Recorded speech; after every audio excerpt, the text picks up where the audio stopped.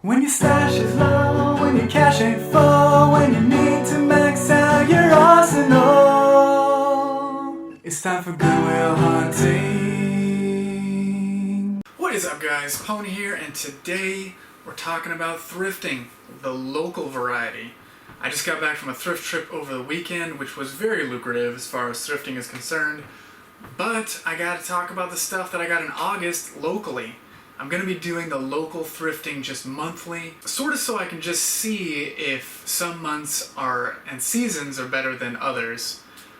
So we're starting with August, because before I was breaking it up by just periods where I was accumulating blasters, and then when I felt like I had enough to make a video, I would. But this is just going to be by month, so every blaster I was able to pick up in August, we're going to talk about right now. Most of it's pretty standard, but I did get one thing that I think is pretty cool. Alright, so let's just start testing these blasters. First blaster we got here is the white strong arm for $2.99. So that works. Then we got another strong arm for $2.99 from Goodwill. This time the blue one. Alright, then we picked up a sling fire from a Goodwill. This one was unmarked, so I actually got this for $1.29 with a little 6 magazine.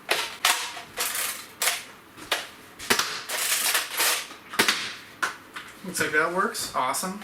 That's a pretty cheap sling fire. Then from the Value Village, which is usually terrible, I actually got a swarm fire. It was $10, but for a swarm fire, I wanted to spend a little extra. See what the batteries look like in this thing. So when I opened this up, somebody actually put the batteries in backwards, so that was a pretty easy fix. They are pretty dead though, but I do know it works. It's good to know that it does work, and people are silly. Alright, then we got this taped up mess. This was a $6.99 Raider, but it was a green tag sale, so got it for 50%. And it came with a 35 round drum, so yeah, I like Raiders, I like 35 round drums, and I like Raider stocks. Probably one of my all-time favorite stocks, I would say. Looks like the Raider and the drum work. Throw in a little 6er magazine. Hey, we just put that in its rightful place with all the other 35 round drum. We got a Cyclone Shock for $4. This was the first time I'd ever seen a Cyclone Shock in a Goodwill. Definitely willing to pick that up. Seen lots of Magnuses, but first Cyclone Shock. Now moving away from Goodwill quickly, I did go to a garage sale, and since I was actually interacting with a real person, always willing to pay more, because you always want somebody to feel like they got a good deal as well. You want to be happy with what you got, you don't want to overpay, but I'm definitely willing to pay a little bit more to make the transaction, the interaction with a real person, a little bit better.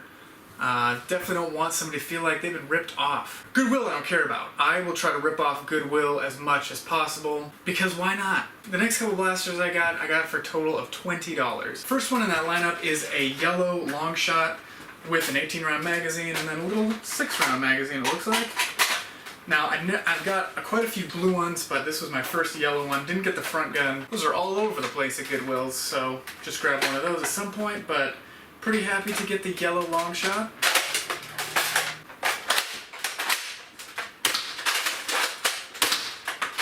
Works pretty well.